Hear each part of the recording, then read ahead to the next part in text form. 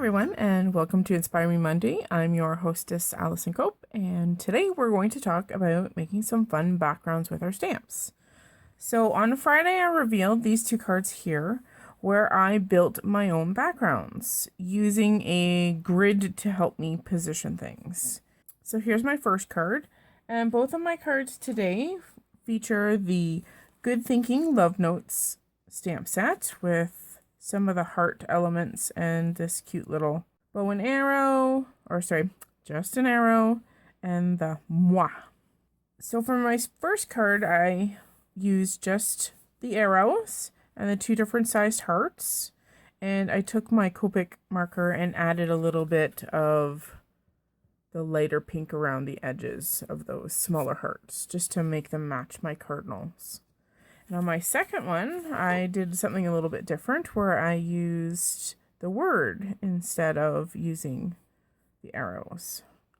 So today we're going to make some backgrounds. So grab a pencil and a ruler because they're going to be your best friends today.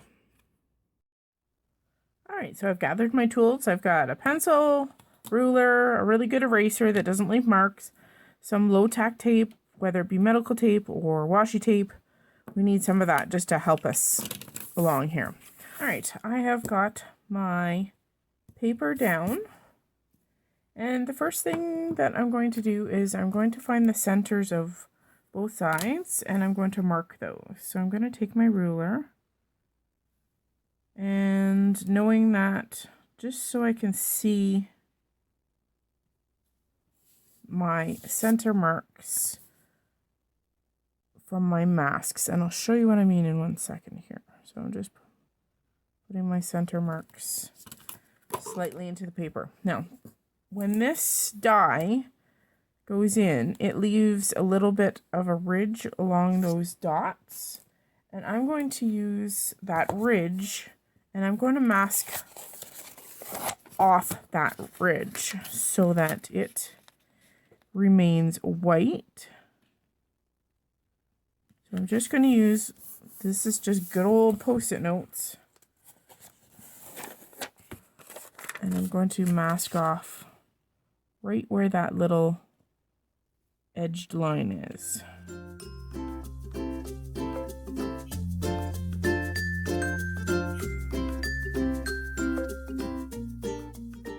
Just make sure all of those edges are really adhered so that that edging stays white. And now see, this is why I extended my line so that I knew where my center points were.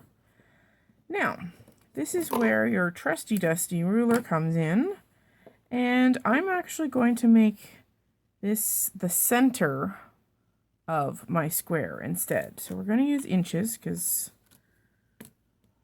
actually before we get started, let's figure out what we're going to use for an image.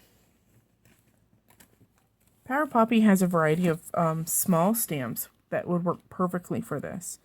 One of the stamp sets that I think would work excellent for this is the Merry Littles. If you're doing a winter themed or holiday themed, there's other elements that are embedded, like this cute little heart. Even though this is a holiday stamp, doesn't mean that you can't use that heart for Valentine's Day, right? There's also a cute little snowflake, pom-poms that could be used. In one of the original sets that came out, there's some pretty little circular elements that would work really well. Try some of the vignettes, like this one from the Lilac Time, would work perfectly. It's nice and small and compact. There's some fun elements in some of our masculine stamps, like Move the Soul, with these cute little stars.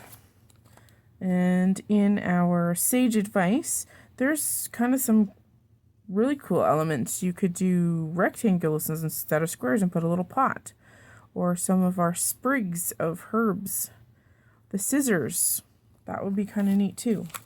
And in our potted primroses, there's some really compact sentiments which would be nice to use. There's also the pretty little primrose, a single bud. And of course, with our Good Thinking Love Notes, we have the cool little stars and even some words and stuff that you may want to use. So in order to start, you need to know what your biggest thing is going to be. Like for instance, let's say this word love here. You need to measure it out. So you need to know, is it going to fit in within that 1 inch? Well, yes, it does this way, but does it this way? Not quite. So you have to be aware of what your largest image is in order to use the grid positioning system. So for instance, if I was making this part of my grid, I would probably do squares that were maybe 1 inch and 1/8 or 1 1/4 inches square to make sure that I involve the height of that stamp. So be aware of what you're going to use first. Okay, so I think for today we are going to use the You Are So Kind from Potted Primroses, and I think we'll actually go to our Bow Wow Wow and we will use this cute little stitched heart. I mean, for Valentine's Day it's perfect. And maybe for the background of our You Are So Kind, maybe the odd one we might use the large heart or the small heart. Not quite sure yet, but we'll go with that. So in measuring my sentiment, it will, for the most part, tuck into a 1 inch square. So we're going to make our squares 1 inch. Going back to our paper, this is our center point. We're going to put our 1/2 inch mark on there, and we're going to mark out our inch marks. Probably extend that a bit there. So you are going to have partial squares, and that's okay. So using that guideline again at the top, I just put it in a halfway mark because it's easier to recognize where your inch marks are. Marking those. You're going to do the same with your side one.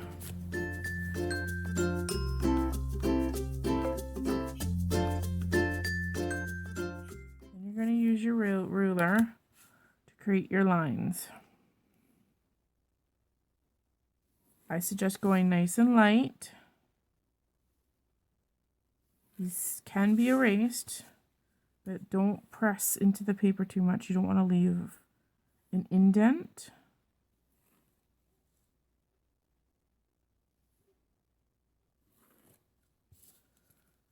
Create all of those lines. All right, now you've got your grid. This is where your delicate hand and your precise positioning comes into play. And because you have those grid lines, that's going to help you a lot. So I positioned my sentiment on my block, and we're going to use some Tuxedo Black from Memento because I think we're going to use some Copics, and this is the best black ink to use with Copics. It's not going to run. And now we get to have fun. I think I'm going to put a focal image somewhere on this card, so I want one of these full sentiments to be seen. And I think, let's say, I'm going to commit to putting it up towards the top left. So I'm going to make sure that one of our greetings is seen fully without being covered up. So I'm going to use this corner. And we're going to use it just like a grid. So of course I'm going to go every other. Don't forget your partial pieces and take a look. If you start in a whole one first, you'll get an idea as to how much space you have left in your square. So do the same. This is not a full square showing, but you don't want to stick it up towards the top because the pattern would look off. Okay? So about the same distance below as your other ones. And you're just going to continue your pattern on. Don't forget your little babies in the corner. Now you could also take your panel and put your squares on an angle too. They don't have to be straight up and down or at a right angle. Be creative when you create your grid. Doesn't have to be straight up and down. It's easier to go straight up and down, let me tell you, but it does not have to be that way. Could also try something where you use rectangles.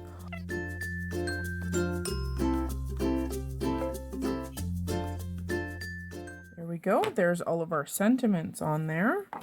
We've got the teeny tiny little stitched heart. You could do this in another color, but I'm going to do it in black.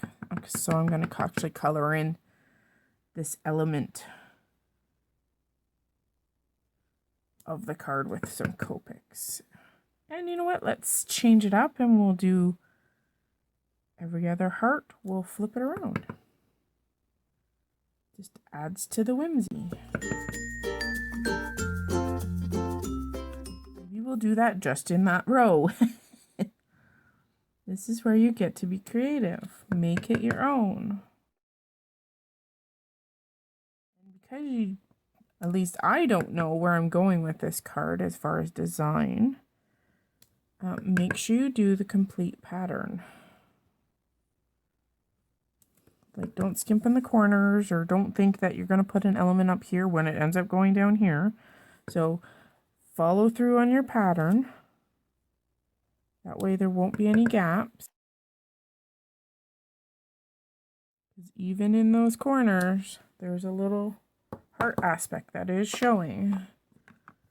Now, I'm going to leave my masks on, because now we're going to take the squares to another level. And this is where you get to be a little bit picky. So if you look more closely at this particular card, for my background, there is like a brush of color, pink at the bottom, and it kind of fades towards the top.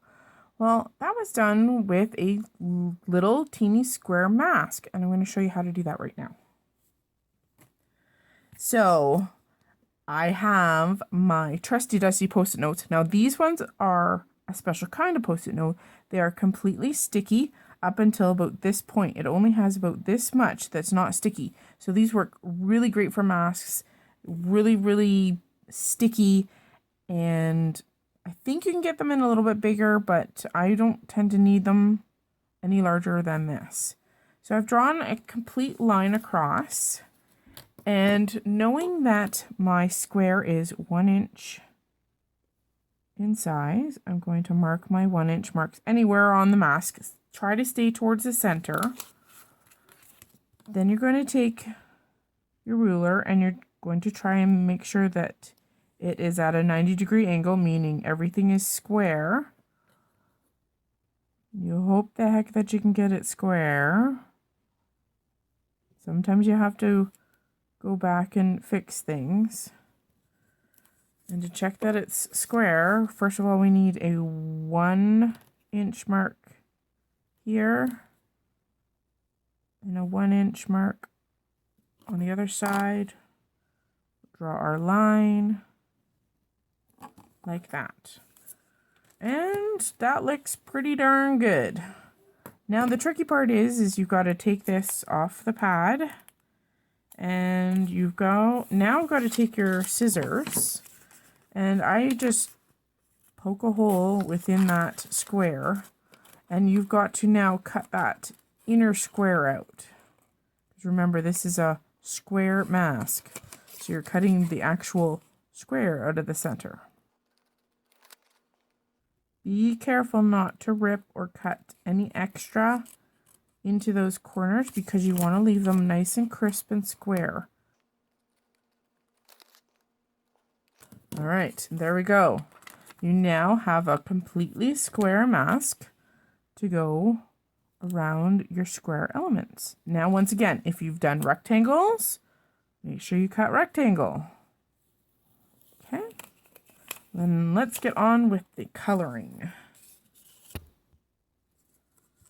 So I've decided on a pink and minty green color scheme for my card. And so I've chosen a BG34 Horizon Green to do my background.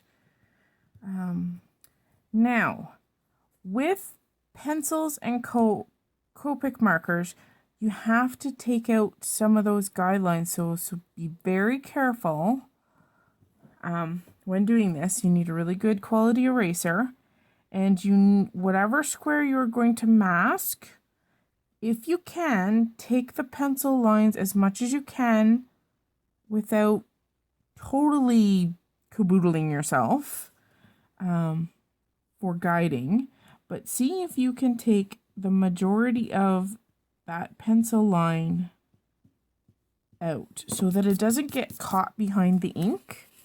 So this is where you have to get inventive, and hopefully you can see enough of your guideline. These ones are pretty good. You can actually see through them a little bit. And you're going to place your mask on. Make sure all of those edges around there are perfectly snug to the paper. Now, because Copics have overspray, because I'm going to use my air tool, I need to mask off everything that's exposed that I don't want to get spray on. So what I've come to do, these are just good old typing paper, just out of my printer. And right now I don't need one over here, but for good measure, what we're going to do is see, you can now no longer see any of the rest of my card. And I'm just going to tape these all together because this will never change in size when we go to mask. And if I tape them all together, then they just come off all together. All right. So I've just taped those all together. See how it moves and shifts? Is perfect. So I can just use my hands to hold this down flat, because if I have to peel it up every time, that's a pain. So I have loaded my airbrush with my BG34, and we're going to get to work. And this is where you can get creative. You can go a gradient of color. You could put 2 or more colors. You could use your ink blending tools with your distress inks. Whatever your heart desires, but basically I just wanted to show you how to create the mask. And so, very much like our other card, I'm just going to test my ink. I'm going to do heavy at the bottom, light at the top. So we're just going to concentrate our ink that way. Okay, like I said, this is very easily put to the side so that you can peel this back. Be careful, they are still sticky. And then I'm going to go on to the next one, of course. Once again, you need to remove that pencil if you don't want it to get stuck under the ink, because it will not, you cannot erase it once that ink has gone over top. So you just line up those lines again. Like I said, you could really caboodle yourself by doing this, but it looks so much better.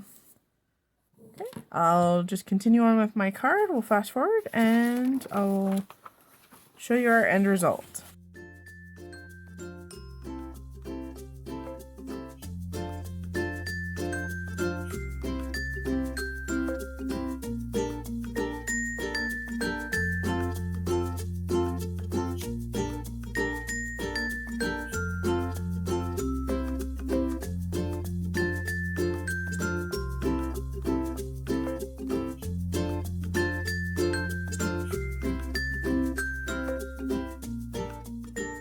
Voila!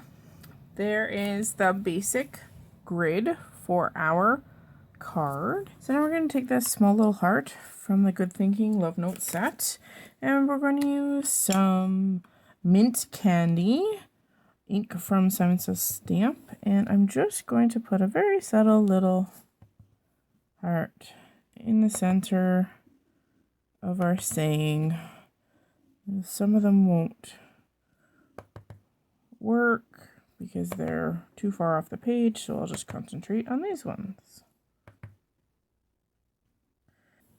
So now I'm going to color all of my teeny little hearts, and I'm going to finish this up, and then I'll come back and show you our end result of our panel. So here's our final background, including all of our masked squares and our colored hearts. I didn't go super silly with all the coloring. I just kept it really, really simple. And I think we're going to put it with some pink pattern paper. I haven't decided yet, but I'll come back with my final card. I'm back with my final card, and I used the pink pattern paper to pull in the color of the hearts. And then I thought that the black was a little bit too stark, so I used some vellum and cut a hole in to make sure that one of them is very well seen. And then I white heat embossed a couple of primrose and layered those up using some vellum. And added a little bit of sparkle with some clear iridescent sequins, and my card is done. So I hope you enjoyed my tutorial today. Come along and get inky, just like me, and have some fun playing with your stamps and creating some backgrounds to use on your cards. Thanks again for joining me today. I hope you enjoyed this tutorial and you learned something new. Have a great day, guys.